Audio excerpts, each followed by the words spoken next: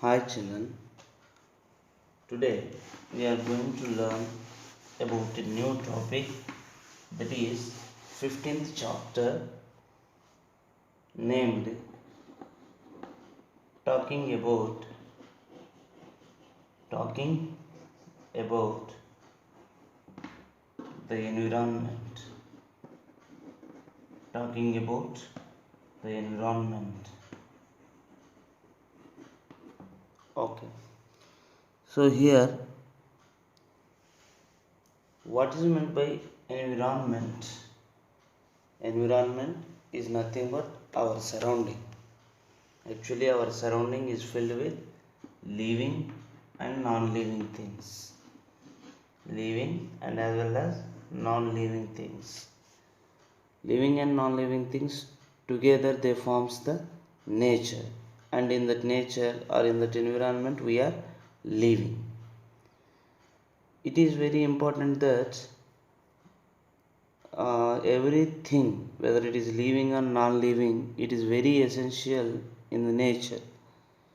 So here the non-living things like air, water, soil, these three are very much important non-living things, and they are very precious because every organism it requires these three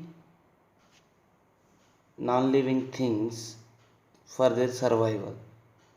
Okay, not only this, even the living things they depend upon food and shelter. Food and shelter, they are also non-living things, but they depend upon them, means they require air, water, soil, food and shelter to survive in the environment, and they get all these things from the environment itself. Let us see, for example, to breathe we need oxygen, and we get oxygen from the air. We get oxygen from the air that is present in the atmosphere, and every day we drink water, and we are getting water from the environment in the form of rain, that is stored in rivers, lakes, wells and underground water. We are using up the water, and as well as here we require food that we are getting from plants and as well as animals. Plants and animals.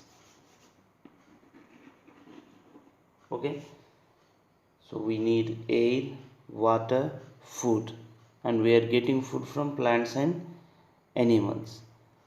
And even we require a shelter, and we are getting that shelter from the parts of plants as for the furniture, and as well as soil, the cement, etc. we getting from that.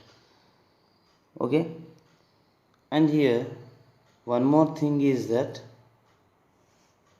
whatever the plant and soil that we are using, it belongs to the part of nature. And as well here daily purpose we are wearing, we are covering our body with cloths, and we know that the cloths are made from plants and animals. We get them from plants and animals, and we directly or indirectly will depend upon soil, and as well we depend upon plant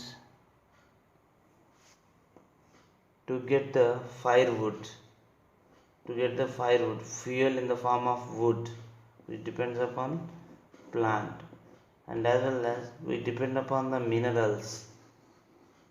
Minerals means here the minerals that are present in the soil, and these minerals we get from soil, and in the form of petrol, coal, we take up these minerals and oils from the soil, as well as here the petroleum and iron ore, all they we get from soil or earth crust. So by this we can say that all we are depending upon nature. And petrol, petrol and coal, these are the fluid that can be obtained from the earth crust that we are using to run the machines.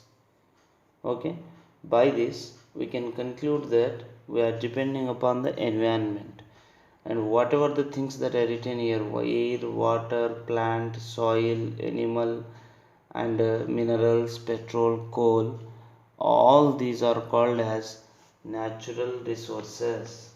They are called as natural resources. They are called natural resources. Okay, natural resources are the things that can be available in the nature which make us to survive. Those are called natural resources. So here it is our responsibility to protect our natural resources. Why? Because it is giving everything to us. The natural resource is giving everything to us. It is giving breathing air, and it is giving drinking water, and soil for the construction, and plants and animals for the food, and plants and minerals for the giving energy, and as well as petrol and coal for to run the machines. So each and every natural resource is very precious, so that it is our responsibility to protect them. So protection of natural resources is called as conservation. Protection is also called as conservation. Conservation, it means by protecting the nature. So conservation of natural resources. Conservation of natural resources. Let us see how to conserve. What is the importance of conserving natural resources? Actually, in previous chapter, in the second chapter, you studied about the soil, and how is the soil is getting polluted, how it is getting corroded, and how to get the soil back in the pure form. Okay, that is all come under conservation method. And as well as we know that water is very precious and we have to save the water. Okay, that is also the conservation of water resource. Here just we need to conserve soil, water, and air. Okay, why? Because they are very important. For example, we need to conserve the water, we also need to conserve fuels, petrol, coal, minerals, and iron ores. If you conserve them, then they will protect us. If you don't conserve them, then we are going to face many problems in future. However, we are leading our life happily whatever we have, but if we keep going on using up all these things on the earth, the next generation, they won't get any benefits from the nature. Why? Because all the things that we are using up. So let us see, many scientists, they are getting worried about the conservation. Why? Because the people are neglecting, instead of conserving the natural resources, they are increasing disturbance in the balancing of the nature. So what happens if they keep going on increasing disturbance and imbalancing the nature?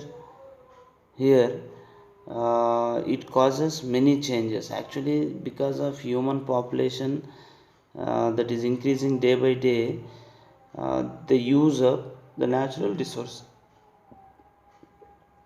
When we use up the natural resources, I already told you, there is no more natural resources available on the earth.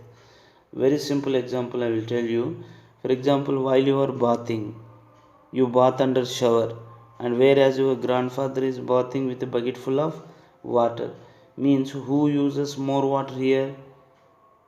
The fellow who is bathing under the shower, because under the shower we don't know how much water we are using. If you take the bucket full of water, it is good for you.